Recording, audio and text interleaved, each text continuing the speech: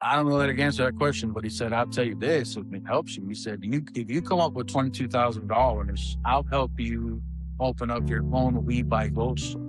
And you can use the business for whatever you want to use it for.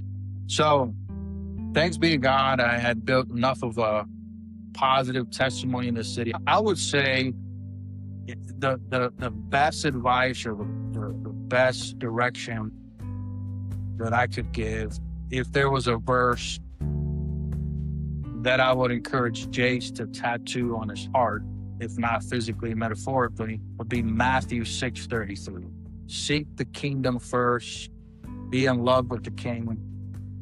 And from there, as Matthew 6 promises, all these things will be added unto you. Well, two things. At the hotel, Pastor Tom was leaving after he spoke. And in the parking lot, a young man named Bruno tapped on Pastor Tom's hood. And Pastor Tom came out and Bruno said, Pastor, can I talk to you? And Pastor's like, yeah, sure, of course. And young man Bruno, who was an attendee at the conference, told Pastor, I've been trying so hard to do good, be a good son, be a good boyfriend. I'm about to be a father. He's like, I'm just trying. He's like, Pastor, I'm exhausted about trying to be good. And he's like, I don't know. I just feel like I need spiritual help. And Pastor Tom Messer in the parking lot led him to Christ.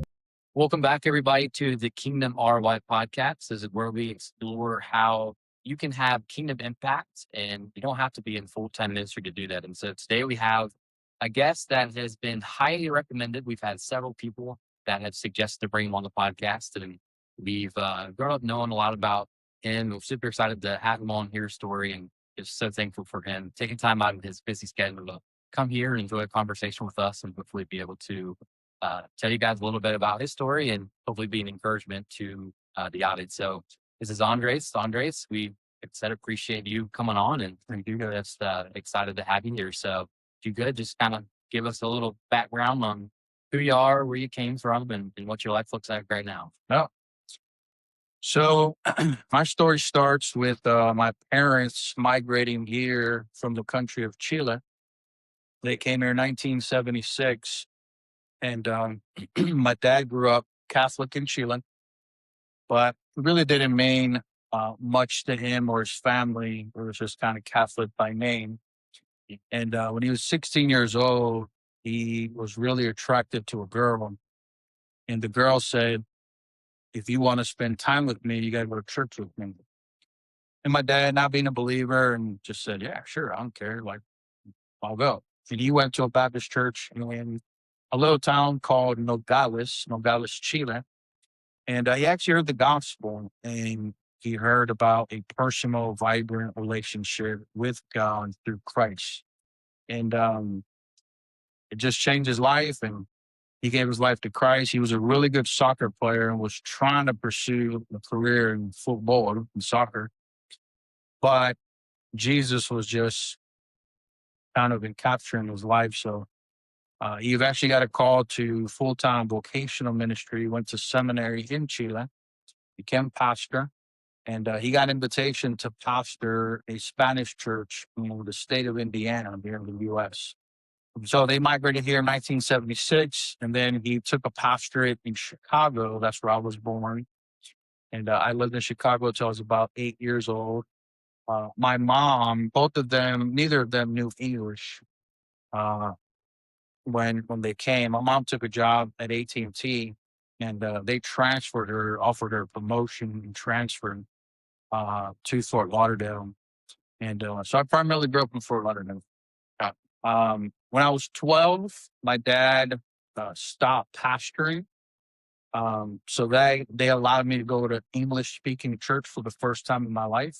Because I was doing school here, English had become really my heart language, my main language. So it was a game changer, primarily because it wasn't my dad's job and it was in English. So two advantages there. By the way, he's not making too much noise. Is he? No. Oh, okay. I get it. So that was a game changer. I gave my life to Christ when I was 12. I think I was born again when I was 12. or really 12 to 18, my walk with Christ was really up, down, hit and miss, hot, cold, up and down. And but when I was 18, um, some things occurred in my life and really captured my attention. And I really went to God for help. I was in a place in my life where I was really needing direction. I felt lost in life. And I just kind of desperately went to God and for help. And the best way to describe that is just fell in love with Jesus, just wholeheartedly fell in love with Christ. And when I was about 20, I heard some older men in my church, First Baptist Church in Weston. I heard some older men talk about a Trinity College or Trinity Bible College in Jacksonville. And as God would have it, my mom had transferred to Jacksonville through AT&T. But because I was 18, I wished mom well. I said, adios, and I'm staying for Lauderdale. Yeah. So I hear these older guys talk about Trinity College, Trinity Bible College, Trinity Baptist College. And growing up in Miami, college and Bible is like an oxymoron. You don't go to college for the Bible. No. So that intrigued me because I was falling in love with Jesus. So I was like, wow, there's a college for the Bible and it's in the city where my mom lives. So 2002, I visited mom and I visited Trinity, and Mike Grover was the dean.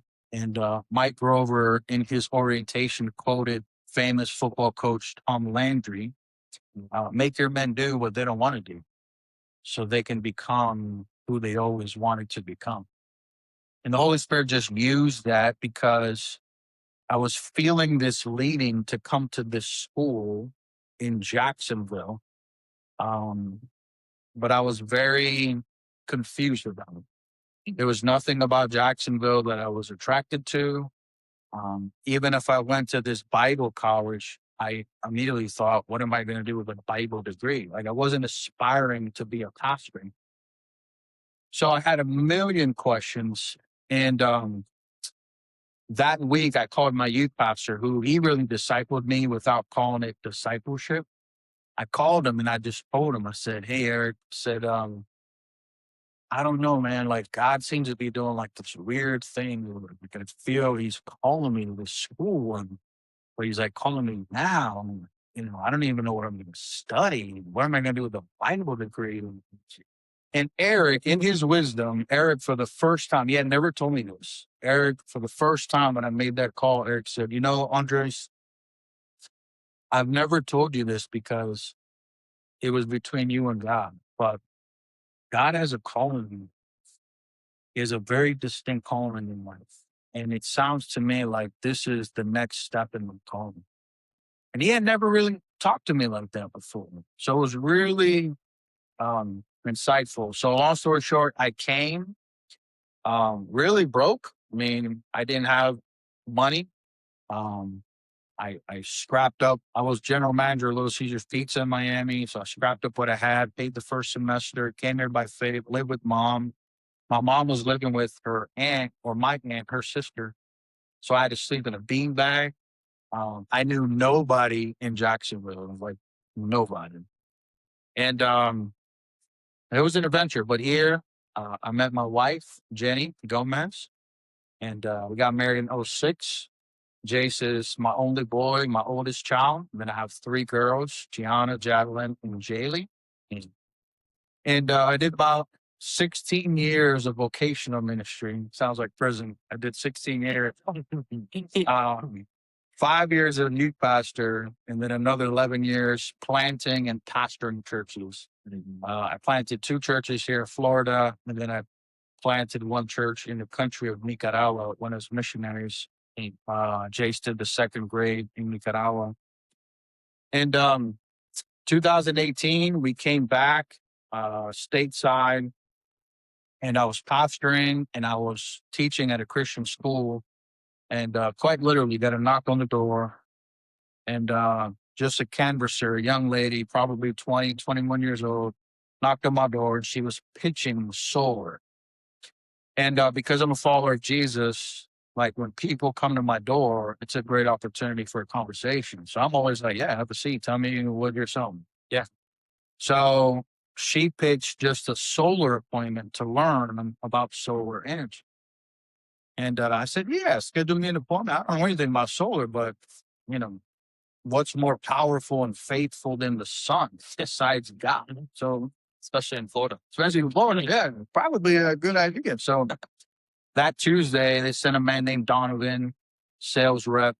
He pitched solar, did the presentation. My wife was kind of in and out of the conversation. And I called her over and I said, hey, babe, I think I'm thinking about buying solar. Kind of regurgitated the presentation. And we bought solar that day. So I'm walking Donovan out of my house. And I told Donovan, I said, hey, I'm a pastor and I teach at a school. And I'm about to be free in the summer from teaching. And I'm not one to just sit home and watch Netflix. I mean, solar thing is kind of interesting. I said, you think I could do it part time for the summer? Then I'll go back to school. He's like, I don't know. He invited me out to the office. I met his boss, and I started selling solar part time the summer of 2017. Mm. I continued to pastor, continue to work at the school, and I love people, enjoy people, and I find people interesting. And solar's a product that makes good sense. So I started selling pretty fast, and I started selling a lot. So after about a year, I was really starting to make more money part time in solar sales than my full time job, which just made me contemplate like maybe I should just work one job instead of three. Focus my time. Yeah, yeah. But as a follower of Christ, it almost seems funny looking back now, but it was really a struggle back then. I really contemplated. I'm like, is it right for me to resign from the church to go into business? Like, is it morally right? Is it spiritual right? I truly wrestled with that, and I called and talked with several of my mentors.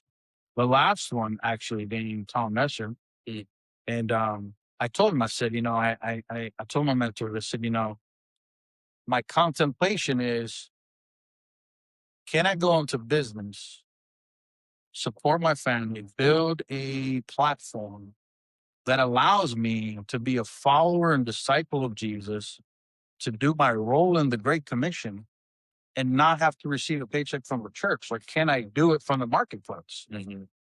And my mentors really helped me. They really gave me peace. And in the end of 2019, I resigned from the school and started Synergy Solar here in Jacksonville. So from there, I love teams. I love sports. I think team building is so beautiful. So it can be so magical. So important. Chemistry and meshing together, and everybody being a star in their role. So we built a great team at Synergy. Built it for about 4 years, and then at the end of 2024, sold it to a very good friend, very good brother of mine, Jonathan Lynch Stanley. Yeah. And he's been running it, doing a phenomenal job leading Synergy. We started another company in the coaching and consultation space. I got with a couple guys. We bought an Orange Theory Fitness, Tiga, that we currently operate and run. And then really this year, Jonathan asked me to come back to really lead the launch of a roofing department at Synergy. So I've committed this entire year to building the roofing department back at Synergy, overseeing Orange Theory, and then doing a little coaching and consulting on the side. So that's the story. Yeah. Real quick, are you able to pull your microphone away? It's covering a lot of your face. Oh, yeah. There you go. That's Perfect. better. Yeah, that's perfect. There you go. Cool. That's interesting. And I feel like that's a common battle or many misconceptions. It's like, can I even be full time in business? Like, where's the balance lie with that? But again, like, yeah, what makes sense to you or what you're calling would not necessarily make sense to somebody else. Sometimes it doesn't. Sometimes most time it doesn't make sense to yourself. So that was definitely a step out of faith to do that. But I mean, from your viewpoint, it's definitely been a big success, and you've At this point, you're not looking back. I mean, what does that look like for you now? From looking back, how is that, you know, have the rewards been from that in your sense? What have you Yeah. learned, especially in your relationship with God? What does that look like? Yeah. So yeah, it's a great question. Um, I would say it's a deep question. So let's go back a little bit. So in 2009, I planted Total Access Church on the north side of Jacksonville. And I'm a little bit of a barbarian. Um, I think today I'm more slightly more mature barbarian. I'm a little bit of a crazy man, and my wife is helping me become less crazy every day. But in 2009, I planted a church, and I really planted the church with the Word of God and Spirit of God, and by faith. I didn't have full funding, or didn't have a full organization behind me, but we did it. So uh, about a year into that church plant, reality hit, and the church wasn't growing as fast as we needed to grow. So I was having some financial insecurities. So Jason was a baby, and I told my wife in a very difficult way, embarrassing way. I told my wife, I said, "Babe, I we probably need to sell some of the jewelry. Um, I don't know that we're going to make ends meet this month." And we're at this point where do we continue by faith? Do we give up the dream of the church plan? It was a lot of tension. And my wife put some of her jewelry in a purple sack, and I took some of her jewelry to We Buy Gold on Normandy Boulevard. No longer there, but was there for several years. My wife grew up in Colombia as a missionary kid. So the common gold currency in Colombia is 18 karat, not like 14K here.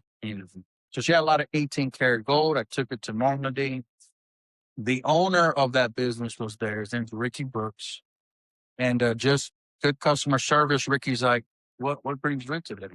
So I'm like, well, I said we planted a church on the north side by faith, and this month it's really challenging, and I'm just trying to get through this month, and I'm trying to press forward by faith on this church plant. And so unfortunately, I gotta sell some of my wife's gold to really get us through. He was like, "What? That's incredible!" And he called his wife, like, Lena, come over here. He's like, "Tell my wife Lena what you just said." So I told her, and so then Ricky looks at me and he goes, "Man, you need a job." I'm like, "That'd probably be a good idea." That would help. Yeah, well, that might help a little bit. He's like, "I'll hire you, man." He's like, "How much you want to get paid?" I'm like, "I don't even know what I told him. I don't know, like $18 an hour." He's like, "When do you want to start?" I'm like, I'm ready. Come over. So I started like the next day, and he just taught me uh, how to process gold, silver, platinum, how to test it with acid. He kind of I became an employee for him. So to answer your question, Leslie, one day I'm like 6 months in working for We Buy Gold, pastoring this church. I tell Ricky Brooks out loud. I said, "Ricky, can I say something really unpolished? Can I just blurt it out?" He's like, "Go for it." I said, it it baffles me, maybe angers me. I live in the United States of America, and like the wealthiest country in the history of mankind. And there's going to be people this weekend that waste 200 grand on foolishness. Mhm. And I'm here struggling and going at a snail's pace to do good in the world for Christ, help people, serve people, love people, bless people, counsel people. Sure. But I had to go at a snail's pace because I'm broke. But I live in the United States of America. The most prosperous country. Yeah. Yeah. And then I said, and I have the word of God, right? It's supposed to be the most infinite, inexhaustible book of wisdom in the history of civilization. but I'm struggling to do good. And I just told Ricky, I said, there's got to be something I'm missing here. Yeah. What's the gigantic disconnect here? So Ricky was not a particular, if you hear this, Ricky, my apologies. Ricky was not particularly a spiritual man, although he did give his faith to Christ, but he didn't have a deep Bible background. So Ricky just said this. He said, Drace, I don't know how to answer that question, but he said, I'll tell you this, if it helps you. He said, if you come up with $22,000, I'll help you open up your own We Buy Gold store. And you can use the business for whatever you want to use it for. Oh, wow. So thanks be to God, I had built enough of a positive testimony in the city. I called a couple friends and I borrowed 22 grand in like 2 weeks. Came back to Ricky and I said, hey, Ricky, there's a 22. And true to his word, he helped me open up We Buy Gold on Blanding Boulevard, which is actually still operational today. We opened up We Buy Gold and I got into business. And that was my first taste of running business. I didn't have a business background, business degree, but I just took the word of God, the principles to lead people and lead business. And we ended up doing really good. I not only was able to fund my salary as the pastor of the church, but we were able to hire a couple of the people. We put $60,000 into a build out that's actually still there on the north side of Jacksonville. And it was my first taste of business as missions, or BAM, as they call it. And that's really the pursuit I've been on ever since. Yeah. So that was like the spark. Yeah, yeah, it really was. Awesome. And that's still my endeavor today. Yeah. So I'm sure that made the process a little bit more simple when you were, faced with that, existential crisis, if you will, deciding like you've got a fork in the road and you got to decide, am I going to go down this business path? We're going to go down this ministry path. And I think that's where a lot of young people sit now too. Like a lot of young people are sitting in the space, but they don't really know what they want to do. Can they have ties? They're like, I've got this entrepreneurial itch I want to scratch, and I feel like I'm called to business, but I also want to do something in ministry. So if someone was, in your shoes as a younger guy, like maybe you can think back to what was some of the advice that some of the mentors that was given to you, or some advice that you have somebody that's in that position now. Yeah, great question. I would say the best advice, or the best direction that I could give, if there was a verse that I would encourage Jace to tattoo on his heart, if not physically, metaphorically, would be Matthew 6:33. Seek the kingdom first, be in love with the king, and from there, as Matthew 6 promises, all these things will be added unto you. If so, all the business endeavors I've been a part of, 100% comes off relationships, and 100% comes off Matthew 6:33. I met Ricky Brooks because I planted a church by faith and I was broke. Sure.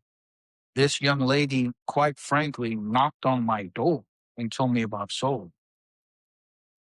The Orange Theory Ortega that we purchased, we through our coaching company, we did a conference here in Jacksonville. Tom Messer was a guest speaker, and I invited the owner of Orange Theory Oakleaf to come. He attended, and I can tell God was breaking into his heart. He's a little bit of a wild man. Father, if you hear this, I love you. He's a little bit of a wild man. And at the conference, actually at the hotel, um, well, two things. At the hotel, Pastor Tom was leaving after he spoke. And in the parking lot, a young man named Bruno tapped on Pastor Tom's hood. And Pastor Tom came out and Bruno said, Pastor, can I talk to you? And Pastor was like, yeah, sure, of course. And young man Bruno, who was an attendee at the conference, told Pastor, I've been trying so hard to do good, be a good son, be a good boyfriend. I'm about to be a father. He's like, I'm just trying. He's like, Pastor, I'm exhausted. I'm exhausted about trying to be good. And he's like, I don't know. I just feel like I need spiritual help. And Pastor Tom Messer in the parking lot led him to Christ. At the end of the conference, the owner of Oakleaf, I was talking to him and he was expressing gratitude. He's like, man, thanks for this invitation. This is phenomenal. It was, by the way, it was called Business Chapel. And our goal was real rich business strategy. Sure. That can really help you be wildly successful. But the undertone of the whole conference was, what does it mean to be rich, comma, really? Right. What does it mean to be poor, really? That was the undertone. Sure. So I went up to Bob at the end and I said, Bob, I can't repeat his words on there, but I said, Bob, I said, it seems like God is breaking into your life. And I want to ask you this question. Have you ever been born again? Like most of America believes in God. I want to ask you, have you been born again? And Bob said a couple X words, and his answer was essentially no, but I think that's what God is doing. And maybe a month or two later, Bob gave his life to Christ. And then Bob told us about this opportunity at Orange Theory, Achievement. Wow. So my answer to your question, Trent, is anybody's wrestling with what to do, right or left, business ministry? Matthew 6:33. Seek the kingdom, be in love with the king. And then you do have to move by faith, right? Entrepreneurship has a level of faith. Ministry has a level of faith. So even within that, it still takes faith. Yeah, I love that. Because a lot of people, especially younger people, are when they're faced with that crisis, they feel like the only way to be in ministry is some sort of full time position. And I think that's just not true. I think there's so many opportunities in the business world, doing marketplace ministry. I mean, just in the positions that we're in, we come in contact with so many people every day that are close to us and we come in contact with, but they're far from God. And they need the word of God and need the gospel preached to them. And it's just such an awesome opportunity that you get that you wouldn't have if you were in full time ministry. Sure. The kinds of connections and the relationships you're able to have was just absolutely incredible. So, what did it look like for you on the business side, but looking at it through a kingdom lens? How did you operate your businesses differently than traditional people would tell you? What did it look like doing it through a kingdom lens and trying to have kingdom impact through it?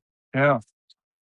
So leading business from a biblical standpoint. So, one, it's waking up every day and deciding, who's going to be in charge of your life, you or the Lord.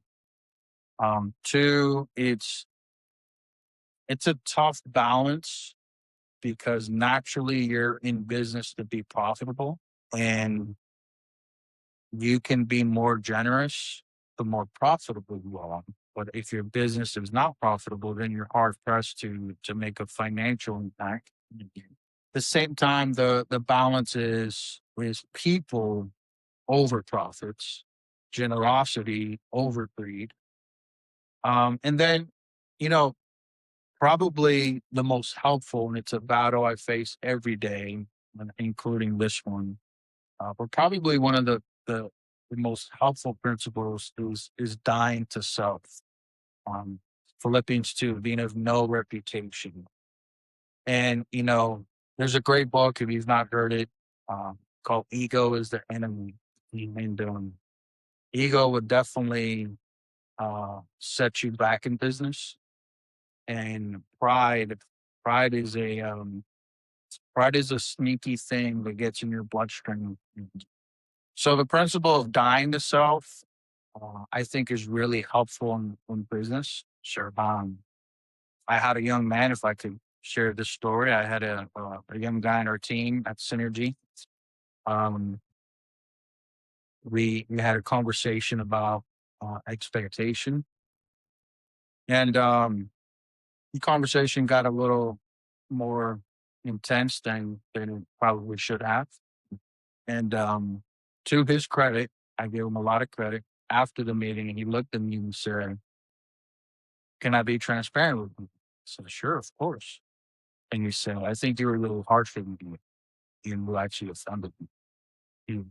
And I said, "Man, number one, thank you for getting transparent. And number two," and I asked him to look at me and said, even said, "I'm sorry. I apologize for hurting you and being offensive. That was not my intention." And, that I think that helps not just on the practical and team building, but trying to lead a business from a biblical perspective. Yeah. And shout out to Jonathan. Jonathan, the CEO of Synergy, he does that really well. He is a godly leader. Yeah. And so yeah, dying itself is a very important daily practice. Yeah, I feel like in my own life, I mean, I say this as a 23-year-old, not only been in business for 2 to 3 years, but I feel like the hardest seasons in life are the seasons when I'm trying to do it by myself, trying to do it on my own. And that's exactly what you're saying is it's the dying to self and a full reliance on God and saying, God, I'm in a position where all I can do is rely on you. Are there any seasons that you can look back on where you maybe tried to do too much on your own and there was just a spiritual struggle and even a business struggle where you're like, all right, God, I just give it to you. It's yours. Oh yeah, Lead me. yeah, a lot of them. And it seems like every season was like that. Oh yeah. So maybe the most pointed. So here's what I would share if it's helpful to you guys. I think you guys are super sharp, and to your audience. So in the end of 2024, we had gone on this incredible ride building Synergy Solar, and it was tough. It was painful. It was great. We cried, we celebrated, and all the things. And it was a beautiful journey. And I do think God has wired me to be a fire starter. I'm trying to, keep that in check with the Lord and with my mentors. Um, some people would say I have, boardism syndrome. Oh yeah. It's a serial entrepreneur. We all got it. Yeah. I mean, that's possible. Sit still. Yeah. Yeah. So, but to your question, Leslie, so at the end of 2024, we go on this amazing ride. And, I'll say this to be helpful, in kind of an arrogant way, kind of a prideful way. I just thought, hey, we did this with Synergy. I'll go do it again. Like, and and I think pride got the best of me, and I erroneously um failed to realize that it was Christ and his spirit that helped me through that journey. Mhm. And I just so easily thought from a human perspective, we did it once, let's go do it again, which I'm down for the risk and I'm down for the adventure. But in 2024, we started another company, Synergy Solutions, which is the coaching and consulting company. And we went all in. I invested high, both in team and financially. And we did not take off like we needed to take off. And then I got hit with a series of some pretty severe health issues and sent me to the hospital 4 times in 4 months. And it culminated in June or July. I think it was June of 24 to have a pretty major intestinal reconstructive surgery. And I couldn't physically walk for about 3 weeks. I was using a walker. Yep. So to your question, Wesley, um, that was a season. God, it was like You can't do nothing actually, including walking, Sure, yeah. much less run a business. Yeah, yeah. And it drew me back to my knees. It drew me back to um, wholehearted dependency on God the Father. Yeah. It drew me back to brokenness, um, which was great for me. I hopefully I learned that lesson because I don't want to repeat that course. Yeah. That was an expensive course. um, but that was a season, Wesley, where God reminded me two things. One, without me, you can do nothing. Yeah. But also at the same time, my greatest riches was Him, not business or financial. So that was a season where God reminded me of that. See me for sure. What do you think is the best way practically to separate the success from you personally to what God is doing in you and kind of coming to the realization that, like you said, God working through us is the only way the world will accomplish anything. Like we are nothing. Like we're literally dust. Like that's it. And there's a lady at her church, and she's got MS, and she uh, can't walk. She's in a wheelchair. Uh, can't do anything for herself. And has to be driven to church every Sunday. She's kind of need a cycle home. She gets out a little bit throughout the week, but she sits in the lobby of the church every Sunday in her wheelchair and greets everybody with the warmest smile on her face. And it's just like the happiest person that you've ever seen. And she always has a highlight of her week to share. She always has just incredible stories of people that she's met and things she's done. And every time I see her, it helps you and keeps you thinking like, man, she can't do anything for herself, but she's the happiest person Yeah. because she's got it's the only thing that really matters. She's Yeah.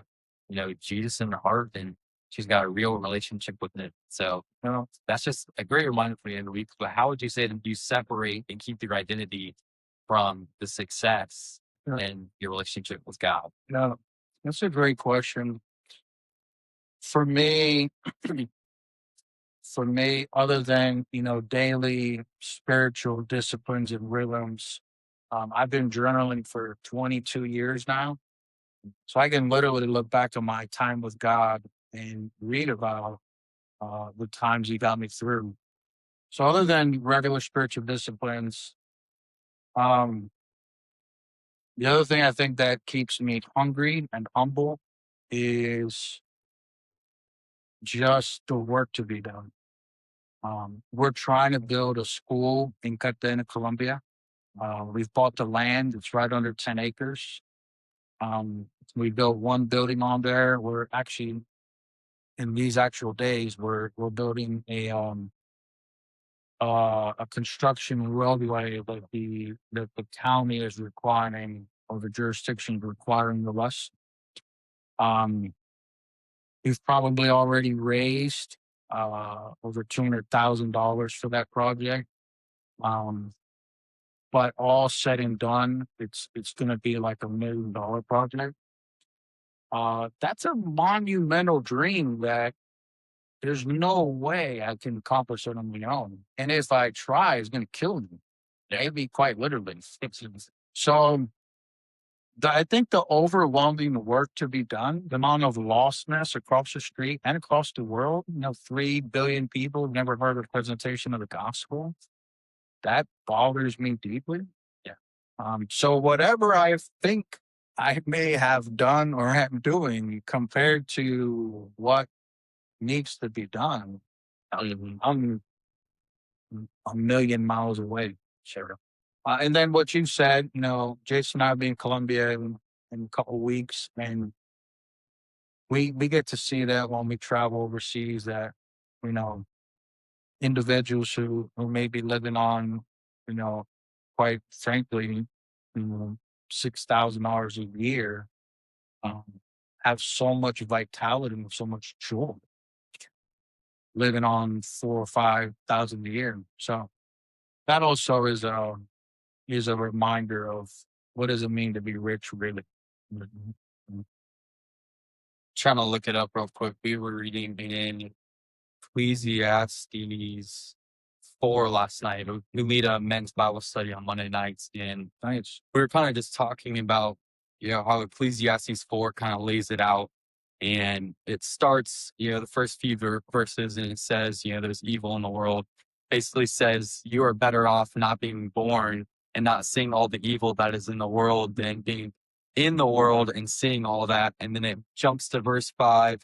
It says, the fool folds his hands and eats his own flesh. Mm. And from there it goes into verse 6 explains the handful of quietness and is better than two hands full of spoil and striving after the wind. And then it jumps down into um, verse 9 where it explains two are better than one because they have a good reward for the toil. So I see like a progression. It was cool. One of the guys kind of mentioned that is there's a progression, especially as a man, is the devil the first thing. Number one, the first reality is there's evil in the world. And for men and women, obviously, too, but for men specifically, the first attack is probably he wants you to sit still. And the biggest thing that I was trying to tell the guys is like the biggest thing I'm grateful for that God was giving me, and even Trent and any other young entrepreneurs like us, is he's given us a vision. And I think there's just so much beauty to that because when God gives you a vision, there's nothing you can do but obviously rely on him. But you've got so much work to do because I know in my own life, the toughest seasons of business have been when, I've opposed what verse 9 says, where it says two are better than one. Mm. I've tried to do it by myself and just try to, basically say I'm not gonna, be open to mentorship or anything like that. Ask questions and you just eat away at your own flesh like that verse says, and you're just sitting there with your hands and just so much you're not doing anything, and that's just what eats away at you as a person, and that's just it's obviously just saying that's how we're designed, and I know that's how it's been in my own life. So I just think there's a lot of truth to what you said right there. Is there's a vision that we have that is God is giving us, but sometimes it just takes for us to slow down and say, God, what does that look like for us? So Yeah. like you're saying with the project that y'all got going on, that's exactly what that is, and there is obviously beauty in just working through that and relying on God and relying on other people. I think that's powerful. Yeah, you can go faster. It's been said you can go faster by yourself, but you go farther with others.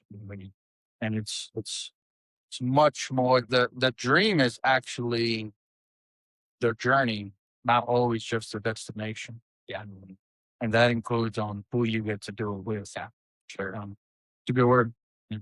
Yeah, it's all about the who, not the how. Yeah. So it's so important to build a team of people around you. I mean, I think a lot of business is really is people development. Yeah. You got to be the IC in you person. You got to build up your team of individuals that are able to operate at a high capacity. Because, like I said, there's only so much you can do on your own. Yeah. Like you can have all the grit, you can have all the responsibility, you have the vision, clear sense of purpose and direction of where you want to go. Mm. But at the end of the day, there's only so much you can accomplish on your own. So you got to learn how to delegate. You got to learn how to build up a team.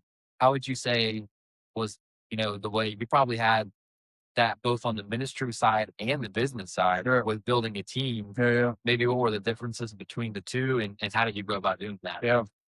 Great question. And on the business side, I would say, there's two growth. If you put in a quadrant, there's two growth projections. One is linear growth, which you need, right? Yeah. So you don't want leaks in your business. You don't want holes in your business. So you want to maintain linear growth. But then there's exponential growth. You actually do want to grow year over year. And in that quadrant, one of the ways that leads to exponential growth is leadership development. So to your question, yeah, it is the same thing, what we would call in the church world and ministry world discipleship. Yeah. Um, so I'll answer that a couple ways. So for me, for us, these are the 4 C's we use in hiring. Right after this, I actually have an interview with a guy wants to come on and sell this interview. We use 4 C's and we put them in this order. Number one is character. So I didn't even talk about your sales ability, your roof knowledge, or business acumen. Quite frankly, until we get through character, I don't even care. So character and then culture. So we are business as missions, people over profits, generosity, obsessed with learning. That's our culture. And then number three is chemistry. So does your temperament, personality, skill set fit our team and what our team needs? So I imagine you guys played sports over the years. Yeah. So it is winning is never about accumulating talent. Sure. Talent is a big deal, but Work together. you got to work together and you got to have the right chemistry. Like you need glue guys. You need guys that really can't shoot well, but man, they can bring the locker room together. They can keep the spirit right. They can be an enhancement of the coach. So character, culture, chemistry, and then number four for us is the capacity. So after those three, then we get into, okay, tell me about your sales skills. Tell me about your resume.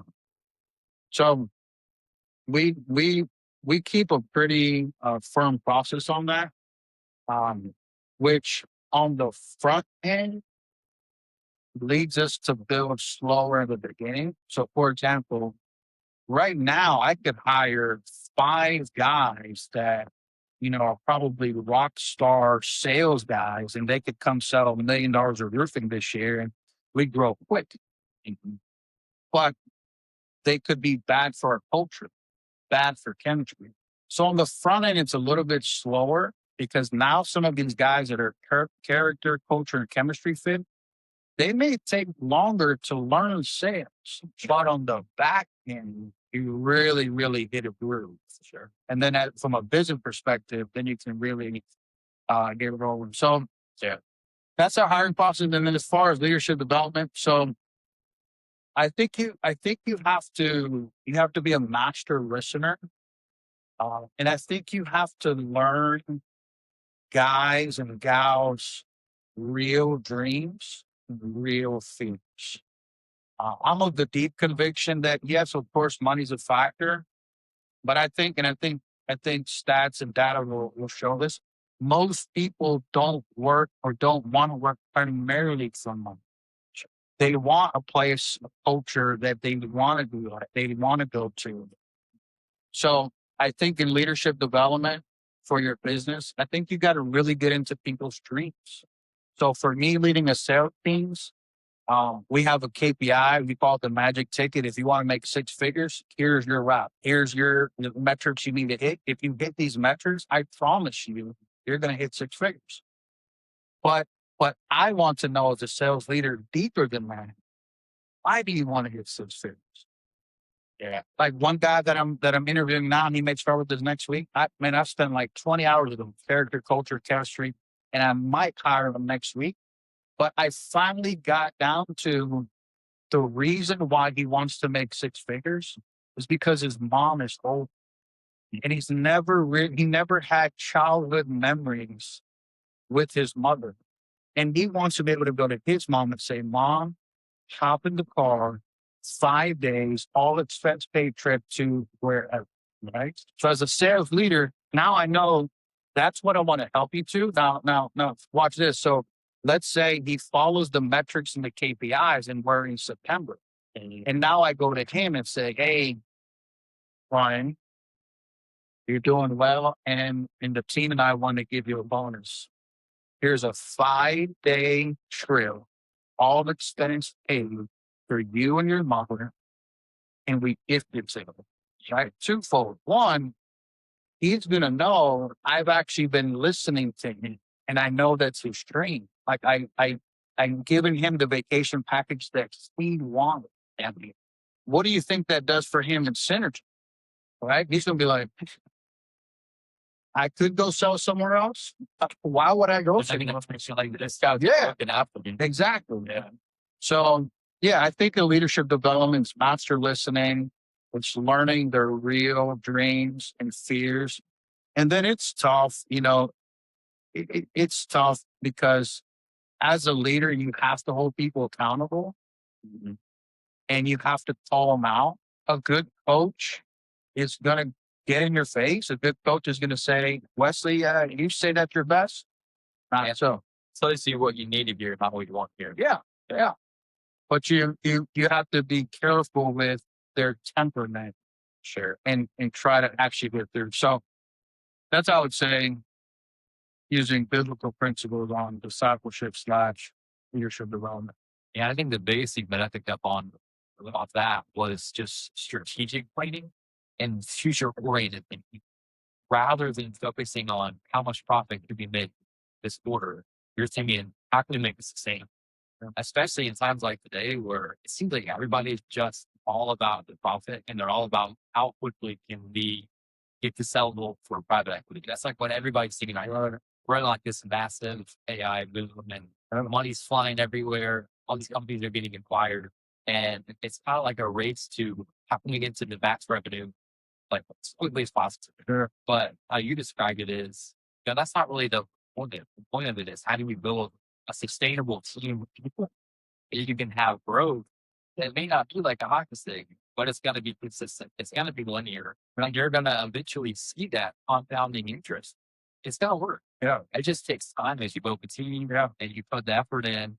But taking care of your employees and your team is massive. So that way they have incentive to do good work for you. Absolutely. You know, they're going to get taken care of. And Yeah. they're going to be Two thoughts. So one of the things we talk about in our leadership team is our job at Synergy is to create rich, nutrient-filled soil so that if anybody comes from anywhere, if they come into our soil, they can really flourish, not just financially, but as a son, as a brother, as a neighbor, as a friend, as a spouse.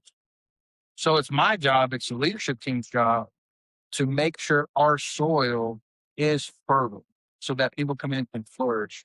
yeah. And then, to your point, anytime you're dealing with business and not computers, you're always dealing with the human spirit, right? So you guys know this in sports. You can go X's and O's and you can shoot 500 shots a day, but 2 minutes left on the clock for a quarter, it's the human spirit. So leading in business also has to do with the human spirit. And if you can help lead that human spirit in the right direction, they can be a very valuable team. Well, I feel like it's the whole concept of, not, what's the end in mind in being like Jesus? Because if you look at his principles and what he's done in the Bible, it's always been people first. And if you're focused on that, then sure, profits might come after that, but it's like at that point, the profits don't even matter. You're just trying to develop people, and that's what we're called to do anyway. It's like you said, the Bible says, go into all the world and preach the gospel, and also says create disciples. Those are the two things that go hand in hand right there. And it's important Yeah. because your point, you're after the heart of the person and not just self gain for yourself or for the business or whatever. So it's definitely countercultural. But I mean, when you focus on that, it really can change the outlook of your business. And you guys are learning a valuable skill in this podcast because leading this podcast, you're asking questions and you're mastering your craft of asking questions. But to your point, Wesley, how Jesus did it, you trek through the Gospels, I think Jesus asked something like 150 questions. Right. He was never once looking for an answer. It was part of his discipleship. He asked questions so that you could hear, process in your brain, then have to verbalize it. Right. Which is such a key part of getting to know your team or discipleship. So, Yeah, I think I literally saw a video 2 to 3 days ago that said he only answered maybe what 3 of those questions like directly, but everything else was a question to the question they asked. So it's always provoking more thought. And like you said, when you're trying to hire somebody, you're provoking thought, you're getting to the heart of the matter of what's really driving them. yeah. So I think there's a lot to learn from that, which you have modeled for us. And think about that as a leader, right? It's a question I ask myself in leading our team. Do I do majority of the talking or do I ask majority of the questions? And then tied to that, we probably don't have time to get into that, but it's a fascinating conversation. Tied to that is reading body language. Yeah. So most of communication is body language, like greater than 50%. And it's actually an art and a science, right? It actually drives my kids crazy because I can ask my kids anything and I'm getting my answer. Whether you use words or not, Exactly. I'm going to get my answer Yeah. because I'm going to read your body language. That's big. Very, It's incredible. Awesome. yeah. It's a skill. Like, Yeah. it's an incredible skill, especially in business. Like, when you're in meetings and conversations, leading a team, figuring it out, like, without, like you said, without anything being verbalized at all. You know what somebody's feeling, and you maybe press the button, you're like, okay, that's something to notice there. Yeah. Before you even know that. Something that I kind of question, if you have some good insight on it, it's, when Jesus, we look at his ministry in the gospel, we see that he was never in a hurry. Like, he was always just minded his own business, like doing his own thing. He never was like in a hurry to go anywhere. And I think it is very hard in business to like do that just because of how quickly things are changing and how many things there's always a checklist a mile long and not enough time in the day to get it done. So how would you say is like the best way that you've seen in your life to balance the idea of having ambition, but also being able to slow down and be sensitive to the calling of the Holy Spirit in your life where you're at? Great question. Great question. Touche, by the way. I'm asking questions. That's a great one. I don't know who attributed, and I'm probably going to butcher it, but I'm going to take a shot anyways.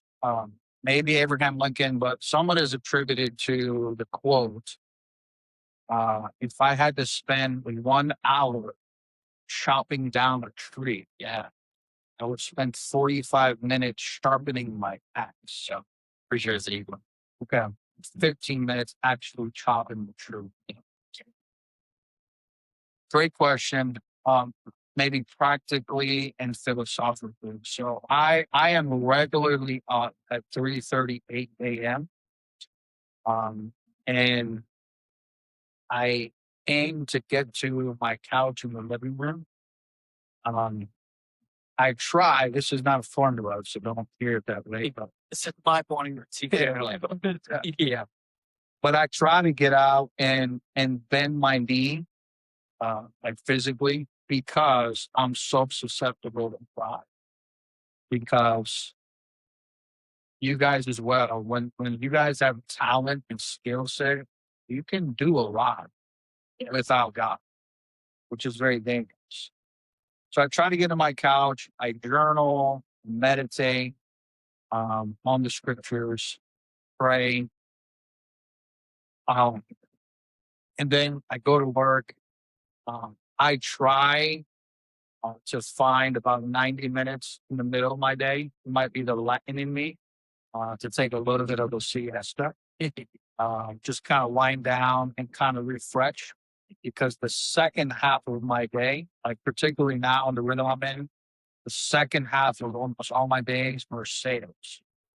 So a lot of my mornings are leading team, leading people, administration stuff. And then the second half of my day is sales. So I try to find 90 minutes in the afternoon to kind of refresh and restore. There's two things that Peter Drucker says you need to be effective and efficient. Efficient is doing things the right way.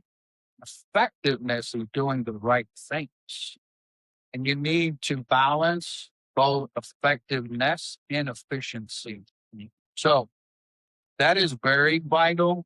And it's harder for younger men in particular because you can power through so much.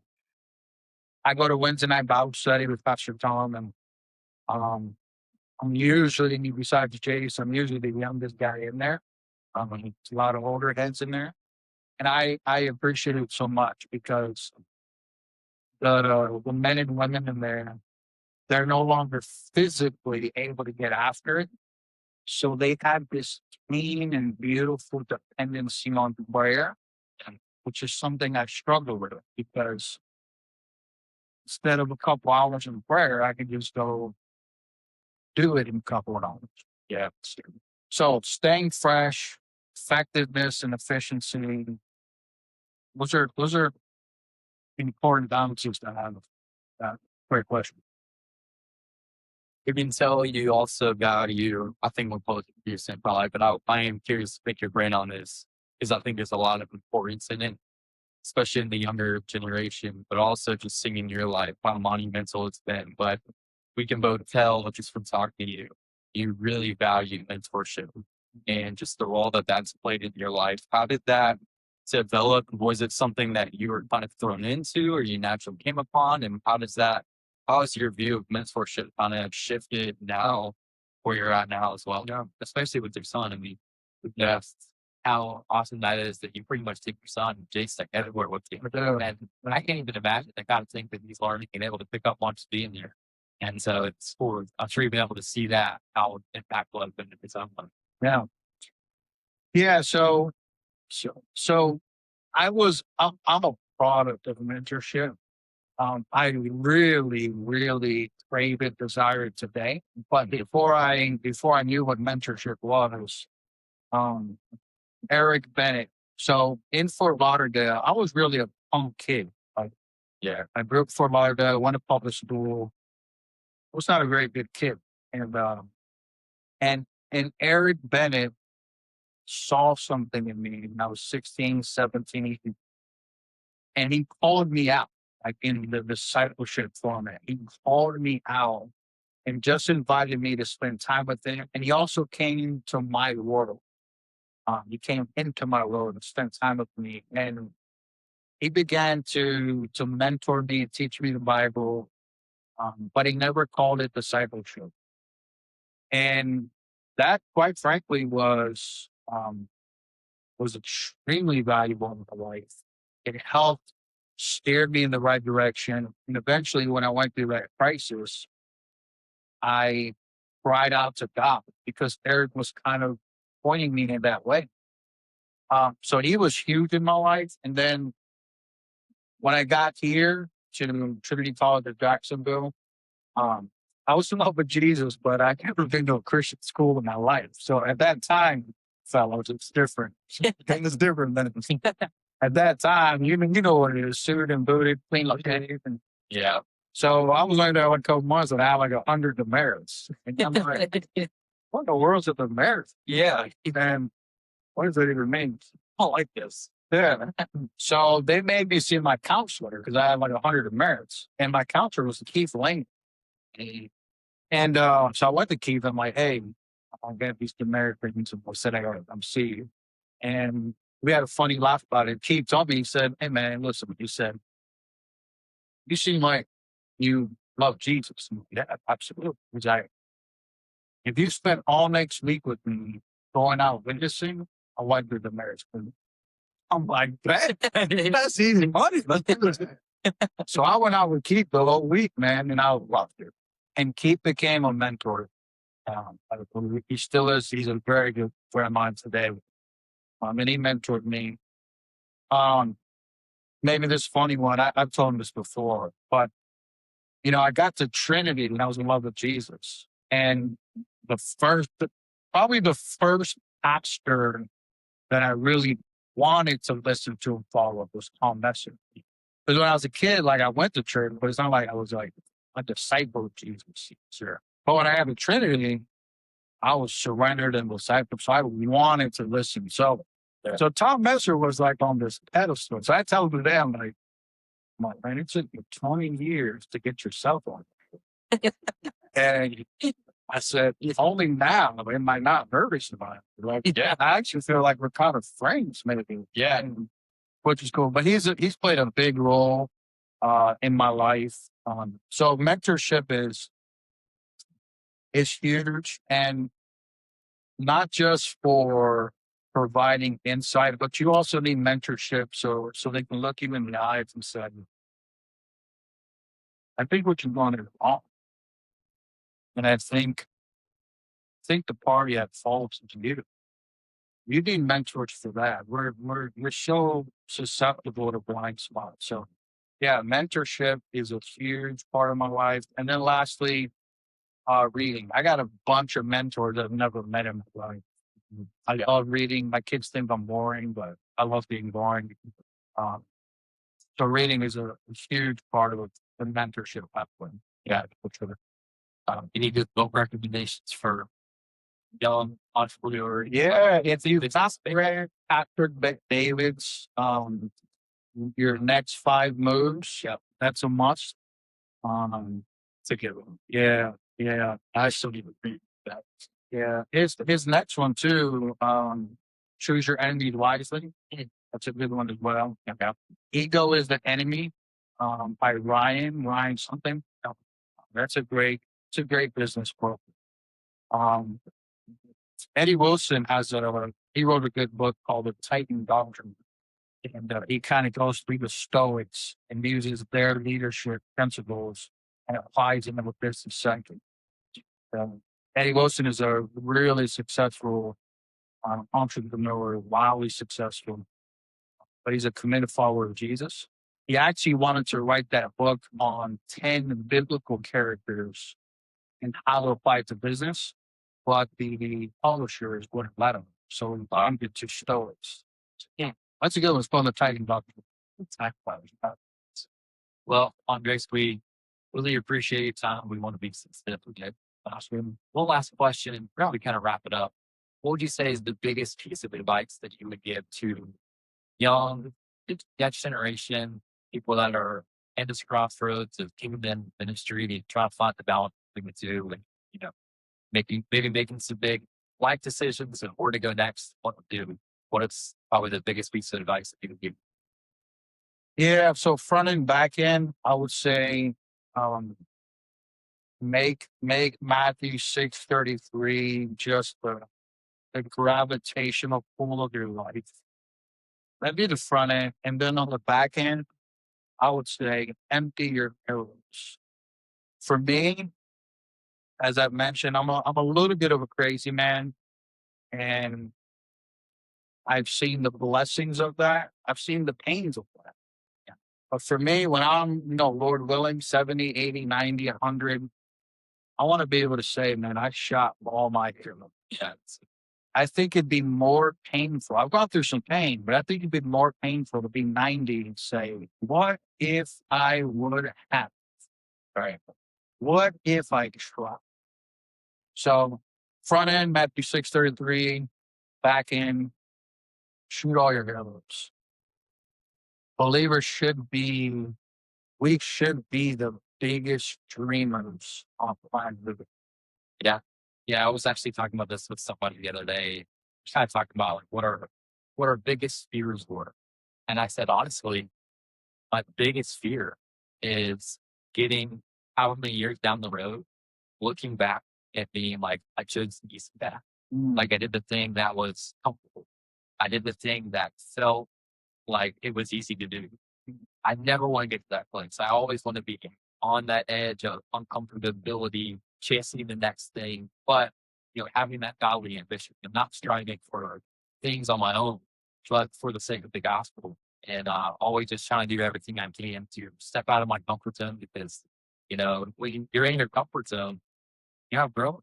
Sure. You got to be doing things that are outside of what you're comfortable with, causing you to grow and flourish. I think that's what God is supposed to do, especially with the Great Commission system. You go out and you're Jerusalem, Judea, Samaria, and the ends of the earth. And, No. a lot of times Jesus went outside of you could have stayed in one central location, but you're there, but even everywhere. He went outside of cultural norms. He crossed so many boundaries, spoke culturally, you know, gender, ethnicity, everything, proximity in mind, just try to get before they work. So I love it. Sure. Yeah.